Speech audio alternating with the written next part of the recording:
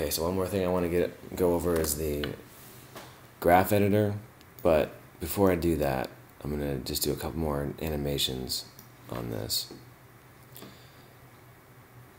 I'm going to go into the rotation, and since I'm going to move to the kind of the end of the intro part of the animation, and hit a rotation keyframe at 0 degrees right here, so I can work backwards. Maybe go like right here, and I can just rotate it. I'll drag this to the beginning.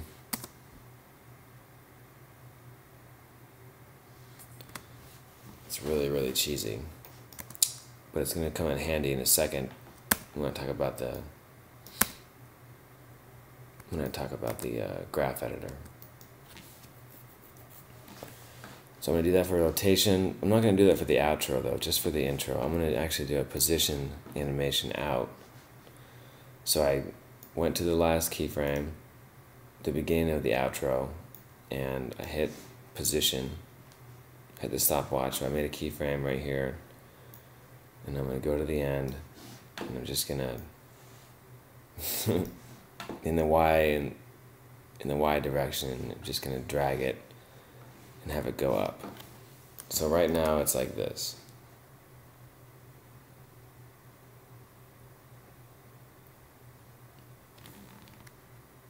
And that's not real time, so I'm going to do Control 0 again to do a cache.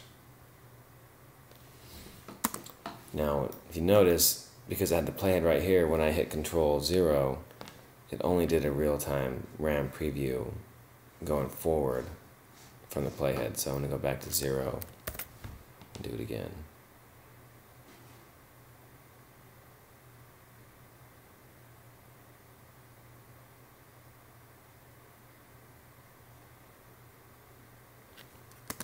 Awkward.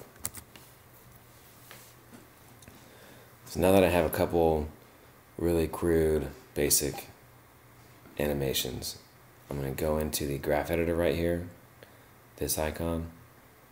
If I click that, because I have the position parameter selected, it'll show me the velocity graph of that animation. Now velocity just means, it says right here pixels per second. That's confusing, don't worry about that. What this graph is telling you is that right here is 0 pixels per second, which means there's nothing going on. And then instantly in one frame, it jumps to a speed and then jumps back to 0. That's why it's so abrupt. Now what you want to do is you want to be able to nicely come out of 0 into a velocity and then back down to 0. That's all. It's always a nice trick. It really separates, you know, kind of the beginners from the intermediate animators. Understanding what easing is, what it's called, easing of animations.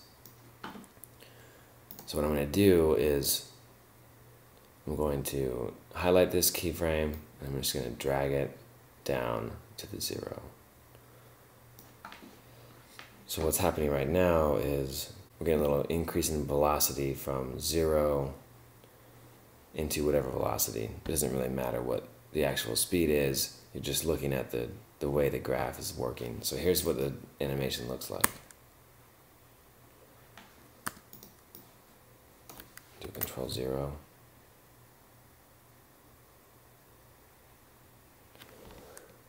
It's a little bit hard to tell right now because the scale is doing the same thing that the position used to be doing. So I'm going to shift select these 3 parameters because they're all animated.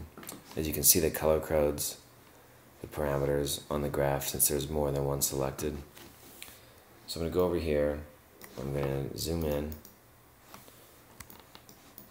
and I can hold the spacebar down just like in Photoshop and use the hand tool to move around. So the scale, this is the scale parameter, this is the position. I'm going to grab this, I'm going to move it to where the scale is, and I'm going to pull this handle out,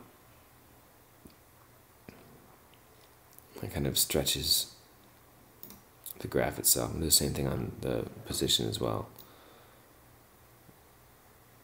Kind of like that. So now it gives you, there's a really nice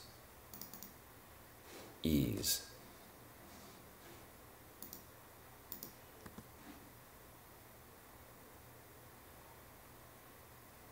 Now I'm not saying this is a really bad style of animation.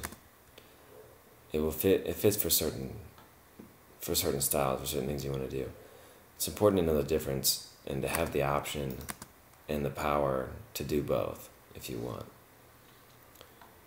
And I really feel that this type of animation adds itself, it gives you the ability to really create some beautiful movements if you want to, as long as you understand where it's coming from and how it's working. So I'm going to do the same thing for rotation and position on this side. I drag this down here, drag this, pull these handles out.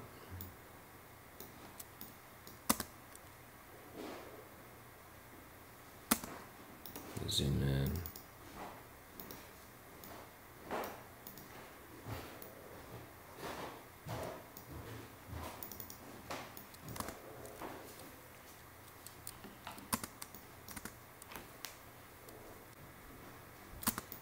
Okay, so now as you can see, this is a nice, it's getting to be a little bit nicer. It's still cheesy, but there's at least a little bit of movement, some easing going on. It's a little bit softer on the eyes.